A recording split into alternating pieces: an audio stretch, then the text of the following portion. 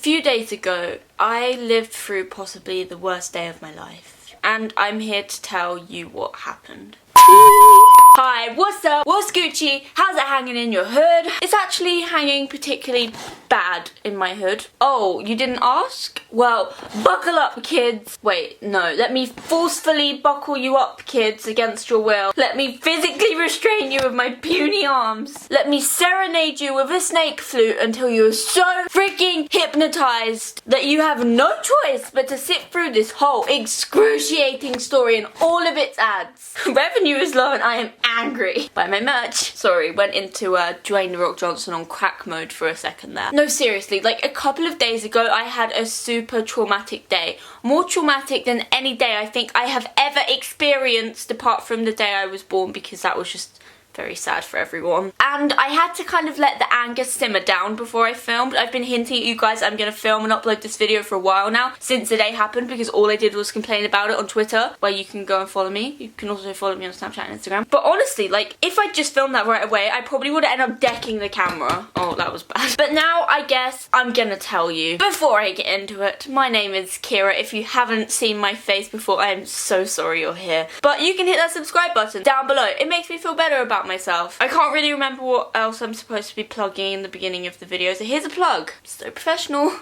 Okay, let's go. This story, I'm going to be spilling a little bit of truth tea. I'm going to be boiling a kettle, making some tea, and then just not even attempting to drink it, just pouring it. Boston tea partying all over this home. What am I saying? I'm just gonna be real with you guys. This story, it happened a couple of days ago with certain people in it, so I'm just gonna be real. I'm just gonna tell you what went down, not hide any facts. Because I just need to get this out, and I can't be bothered to sit here and like overcomplicate the story and make it like YouTube friendly safe, because I'm just angry. Yeah. It involves Morgs, this guy, which I made this video about because it happened before this happened. But there's literally like no beef between me and him, so I'm sure he won't mind me telling this story. There was a little bit of beef when this story actually happened, you know, because I'm angry. Yeah. Anyway.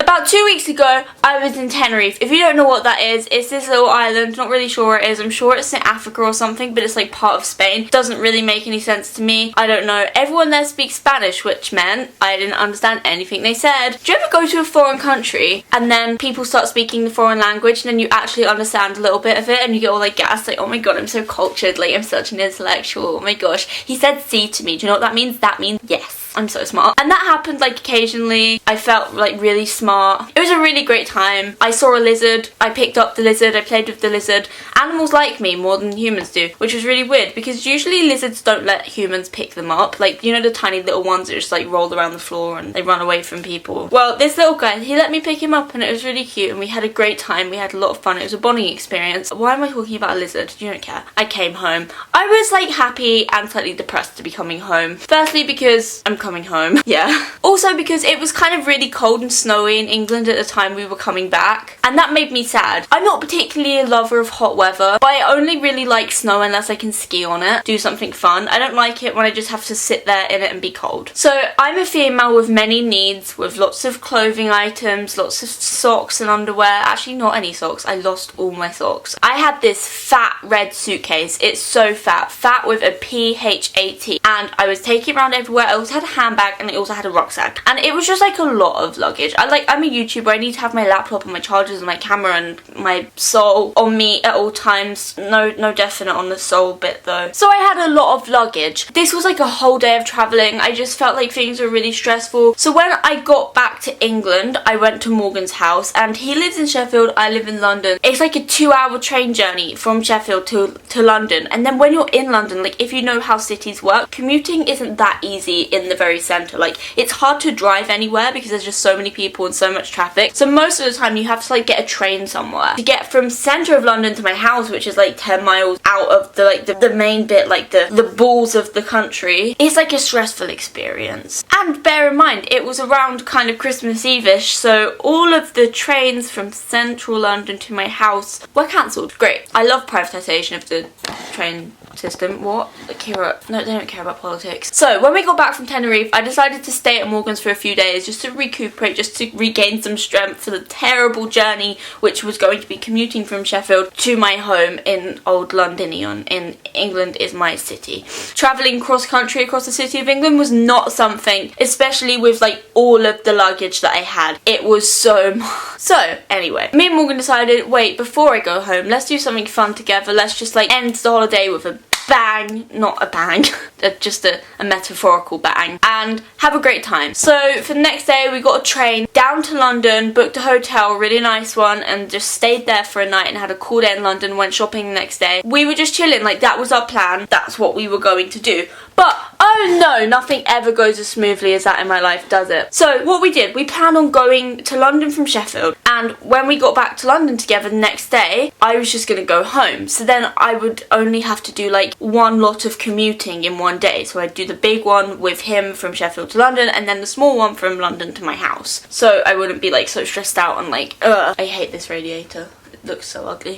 It's the day that we plan to go. I have my big red case, I have my rucksack. I didn't feel like carrying like a handbag thing as well, so I just put that in my case. Bear in mind that had money in it, that had my passport in it, that had tampons in it, it had everything in it. Oh, it also has my $1.99 McDonald's burger deal coupons in it. We start our commute to the train station and Morgan decides, I really want a McDonald's. And I'm like, Morgan, we can't go to the McDonald's drive-thru. The train is literally in like 10 minutes. It's like 15 minutes to the drive-thru. Like, we're not gonna make that. We're gonna miss that. And he keeps insisting like, no, no, no, it's fine. There's literally a train like 5 minutes after that one to London. Like, it's fine. We can just go to McDonald's. I'm getting stressed out and I don't like squishing lots of things into one period of time. I like to relax.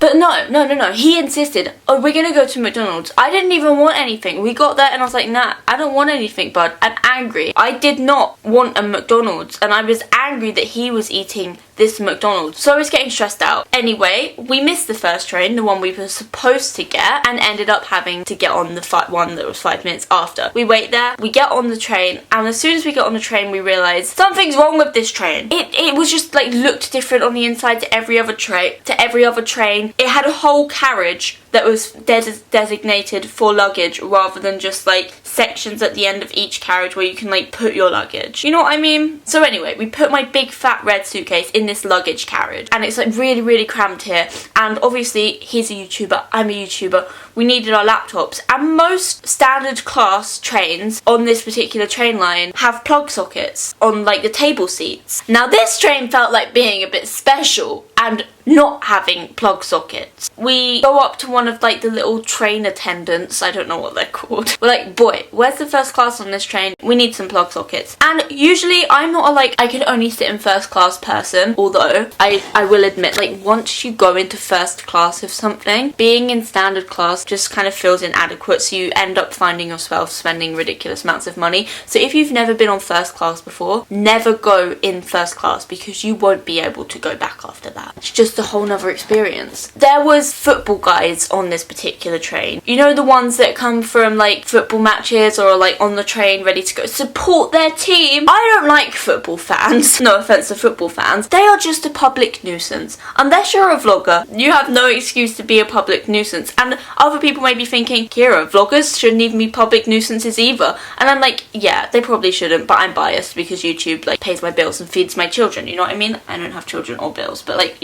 whatever. They were just sitting on this train screaming. They were like screaming like really old weird songs. They were screaming their little football anthems and they were like screaming Wonderwall by Oasis or You're my Wonderwall! Like it sounded horrific. It sounded like an army of just dead cats just got on the train and were just being stabbed repeatedly. Wait, that doesn't work if they're already dead. Okay, an army of alive cats were just being stabbed. It was horrible, and I'm a humble female. I'm very like, look at me, very defenseless, look at my muscles. Yeah, not much. They were just scaring me because they were being a little bit aggressive. They were just being a little bit bold, I think's the right word to use. I didn't really want to say acting like. because that's not PG, probably offensive. So I thought, yeah, I think I might want to go and sit in first class where it's more quiet and less screamy and less I feel like I'm going to be shanked. And so we go up to the train attendant, still don't know what that's called, and she's like, boy, there is no first class on this train. So immediately we think, there's something fishy. We both stress out because we don't have plug sockets, which means we can't go on our laptops, which means how are we gonna upload videos? We're freaking out, but whatever, we deal with it. We sit down, we find some seats. I proceed to be scared by the screaming men. I just stick my AirPods in, I sit back, I relax, I'm like, do, block out the sound. And it was an alright time. Eventually, the ticket man comes down the train to like check your tickets and check you actually bought a ticket, otherwise you like go to jail or something. I don't know how it works. And he's like, oh, so can I see your tickets? And so I whip out my ticket, I show it to him. This dude is like, boy, you're on the wrong train. And I'm like, no, I'm not. This goes to London, right? And he's like, yeah, but the change for London was like a couple of stops ago. And I'm like, oh no. You either have a direct train, which you just sit on the train the whole time until it gets to your station, or you can buy a ticket for a train that like goes to a station, you get off there, and then you get on another train which then takes you to your station. Like a direct train and a not direct train. You know what I mean? This was the not direct kind. This was the you actually have to do stuff and think kind. And we're thinking that's a little weird because firstly, we never heard it over the intercom. When it gets to the change stop, the little intercom thing goes, oh, you're now arriving at Bikini Bottom station. This is the change for London. Get off here and then board the train at platform blah, blah, blah, to go to London. Whatever. This didn't happen. Can we sue for that? I don't know. And so we're stressing out. We're thinking, oh my gosh, how do we get to London? Like, this train was going to, like, I don't know. Let's just say Scotland, for example. Wait, opposite direction. France. It wasn't going to France, it was staying in England, but just say it was going to France. I'm freaking out. I'm like, boy, how do we get to London? And the dude, the ticket guy was like, don't worry about it. There's another change for London stop in a couple of stops. You can get off there and then get on another train at that station, which will take you to London in like an hour. And we're like, okay, that's a little bit long, but like whatever, we can deal with it. And so we're like, okay, so when is this stop? And he's like, it's in about 10 minutes. You have to get off the train. And I'm like, okay. So obviously I have this massive case and it's going to take a while to like get down and stuff. So we start getting ready, we get up out of our train seats and we walk into the carriage ready to go and get my case down. We start to walk towards the back of the train where the carriage with all the cases is. And so we're walking and then all of a sudden we meet the end of the train. Like the train just stops. Like there is no more passageway. We're just at the end of the train and we're thinking, I'm pretty sure the carriage with the luggage in was this way, but we must have got disorientated or something. So we walk in the opposite direction because like train parts don't just disappear. And then we walk down and then we realise, oh, it's not in this direction either. Where the hell is it? Did we hallucinate this? Did we dream this? But we both like knew it was there. So it was like a weird experience. It was like really spoony and paranormal. And so we were like low-key freaking out. We were like, okay, well if it's not there and if it's not there, where the frick frack is it? And it wasn't even like my case wasn't there. The whole of the carriage on the train with everyone's stuff in was just gone. So we freak out. So we go and find another little train attendant woman. We're like, boy, where's it at? And she's like, oh, that part of the train detached in Nottingham. Sorry? The train just split in half, yeah? Okay. I just don't understand why someone's belongings would be just left in Nottingham. But whatever. Are the people on this magical France train, do they just not have luggage? What? Anyway, so we're freaking out and we go and speak to this dude and he's like, oh yeah, that part of the train detached. Like, again, it never said, oh, by the way, all of your stuff is detaching and being left in Nottingham. The train's we're just leaving that bit of the train there while you guys continue. Yeah, you don't need your stuff. Never said that over the intercom thing. Maybe it's like common knowledge? I don't know. Someone's really gonna try and educate me down in the comments. I know that already. Oh my gosh, that just burst open. So this train dude, he's like, oh yeah, so your case, I remember seeing it, it'll be left in lost property in Nottingham. Meanwhile, we're on the way to London, but we're not actually on the way to London because we have to get off and change at this other stop. So we're like freaking out. We're like, oh, do we go all the way back to Nottingham and then go back to London? But then we're going to be in London at like midnight. The hotel we were staying in was like kind of expensive and it's just like wasting time, you know what I mean? So Morgan was like to me, bear bear in mind, I was still kind of angry at him because him wanting McDonald's is the reason why all of my things were in Nottingham. I don't even know where Nottingham is. And he's like, on my way back up home tomorrow, I'll go to Nottingham because it's on the way up. I'll collect your case. I'll look after it in my house. But that wasn't like good because Christmas was in like 2 days and all of my Christmas presents for everyone was in that case. Every single one of them. And also just general clothes I needed. Like pretty much all of my clothes were in that case. Like every single pair of jeans that I wear, just everything was in that frigging case. So yeah, I was freaking out. We decide, okay, let's just go to London, figure out the case situation the next day when it's like morning. So we get off at this stop and we get ready to change to get onto the train to London. So we get off and we realise there's only a couple of minutes until the train to London is arriving. And Morgan decides, I'm hungry, I want a wrap. Are you serious? He drags me into this little cafe thing and makes them cook him a wrap. And this is taking like 3 minutes and the train was literally in like 3 minutes. And I was freaking out. I was getting so angry. I was like telling the staff, I was like, stop cooking his wrap, please. We have to get on the train. If we don't get on the train, we're not going to get to London ever and I'm never going to see my case again.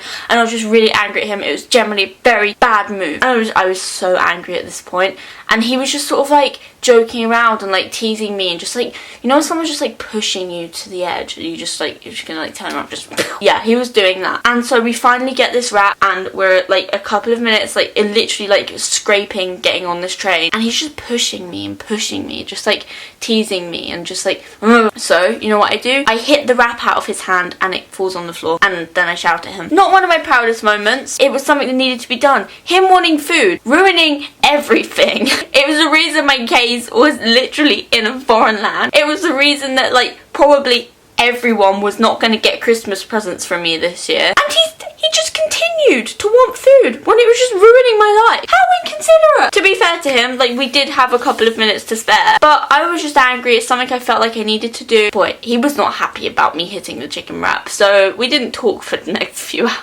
We didn't talk for the whole of that train journey. So we get to London. By this point we've kind of made friends again. I'm like, I'm sorry I hit the chicken wrap out of your hand, and he's like, I'm sorry I got the chicken wrap in the first place. We're chill. We've made up. We get to this hotel, it's really nice and we're hungry and we think, let's go to this nice restaurant we know. Let's go out and get some food. And I'm thinking, okay, that's great. Oh, but then I realised I don't have any clothes. The only clothes I have were the clothes that I was wearing. But I was gonna have to wear the same underwear for like 3 days. I literally took my underwear off and I hand washed them in the sink with like soap at the hotel and then used a hairdryer to dry them because I'm not a re-wearing underwear type of person. So yeah, I just felt a little bit So I had to go out to this restaurant. I was wearing a camo top. It was just like a travelling outfit. It really wasn't anything special. And so I felt a little bit yucky that whole time. I didn't have any clothes and I wanted to film a video. I had multiple videos I needed to film, but I was like, boy, I can't sit there and film all of my videos in the same outfit. People are going to start to think that I actually don't have any clothes. I just started GoFundMe to donate clothes and it was just generally traumatic. And like, you may be thinking, Kiera, you're overreacting. This is such an over-exaggeration. Like, people are dying. There's people that are dying. And yeah, I'll agree with you, but like when you're actually in a situation like that, you know the feeling of like thinking, this is the end of my life, like I am going to die. Bear in mind, to make it all worse, it was the day before Christmas Eve, so the next day, all of the trains and everything were going to be extremely delayed, just generally stressful. I didn't have any case, I was stuck in London, I was really stressed out, and to make everything worse, I'm a minor technically, so my PayPal got locked. All of my money was in there, like all of it. Everything sent into my PayPal, apart from like my YouTube ad revenue, which only comes monthly. So I was like, frick, when the YouTube ad revenue eventually runs out, I'm gonna have nothing because my PayPal has been locked with all of my assets in it. And trains are expensive. So I'm like sitting here, I'm like freaking out. Bear in mind, my PayPal is still locked. I'm still not happy about that. So I'm sitting here freaking out. I'm like, what am I gonna do? I have no money because I got locked out of my PayPal because they found out I'm a child. I have no case with any things in it. Trains are expensive. I can't stay in London for another night because all of my money is in my PayPal and I can't book a hotel with like 2p left in my bank account. So everything was going wrong. At this point I accepted the fact that I was gonna be homeless in London for the night. So I ended up going back to Morgan's house. It was an angry experience. The next day I finally went to Nottingham and got my case from the lost and found. It was a traumatic experience because bear in mind it was Christmas Eve. Everything was busy. So the people who are kind of strange and usually wouldn't leave their house are all outside and I'm just on my own. Like, again, look at my muscles, there is none. I can't fight off predators. All of the bad people are outside and it's just so scary and there's so many of them. I did get my case. I finally got home. Then I slept for the whole of Christmas Day and pretty much missed the whole of Christmas. You know why? All because he wanted a burger. I'm still angry about the situation, honestly. Anyway, hi, I'm Kiera. If you haven't subscribed, subscribe. I'm a train wreck. Watch me have a mental breakdown in every new video. I like you. We're growing ridiculously fast right now. It's making me feel all warm and fuzzy on the inside. Oh, scoochie. Peace out. Bye.